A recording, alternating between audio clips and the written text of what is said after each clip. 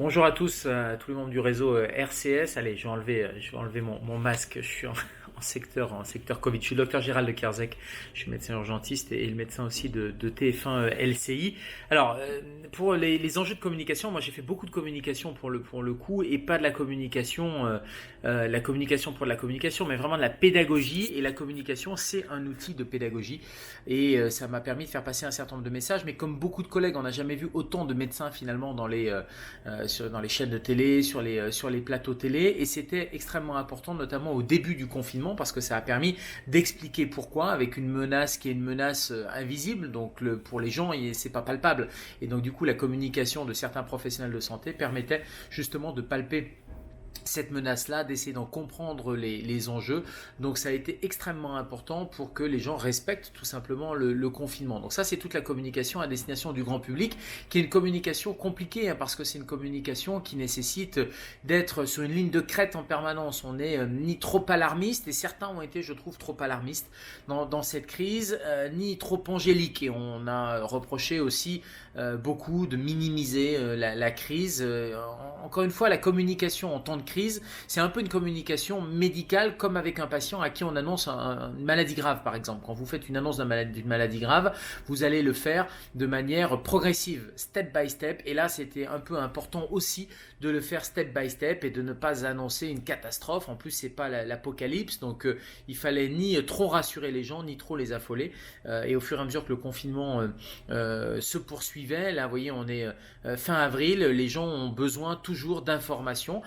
Moi, j'ai fait pas mal de choses, de formats qui étaient des formats très interactifs avec le grand public, et ça fonctionnait bien, aussi bien à la télé que sur d'autres types de médias, sur des plateformes web par exemple. J'ai fait beaucoup de Facebook Live avec Doctissimo, LCI, TF1. On a fait un système de chatbot aussi qui permettait à distance de faire des systèmes interactifs où les gens me posaient des questions et j'y répondais, et les gens étaient très demandeurs.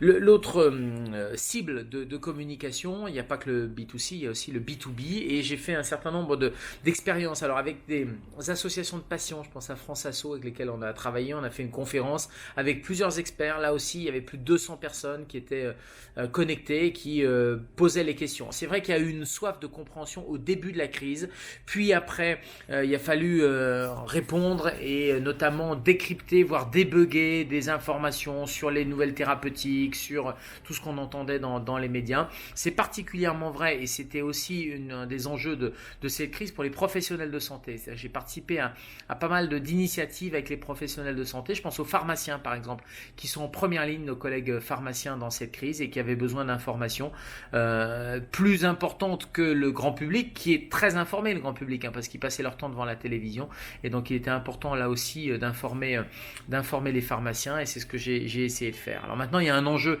qui est un enjeu de déconfinement, en tout cas de sortie du confinement, maintenir les gestes barrières, là aussi continuer à faire de la pédagogie, expliquer les choses aux gens, répondre aux questions, il n'y a pas de questions idiotes, je disais encore à la télé à propos de la réflexion de Trump qu'il n'y avait pas de questions idiotes et il n'y avait pas de réflexion idiote, et je pense que c'est important de s'en rendre compte et d'y répondre, voire de les anticiper. Ça va être un vrai enjeu pour tous les communicants en santé de pouvoir justement redémarrer, reprendre cette vie-là qui ne sera pas normale, mais qui est un vrai enjeu, je trouve, en termes de santé pour les semaines, les mois ou les années qui arrivent.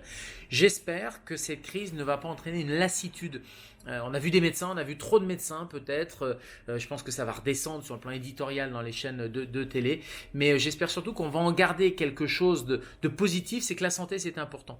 Et que les communicants en termes de santé et une approche un peu globale de santé vont être intéressants pour la phase de l'après déconfinement.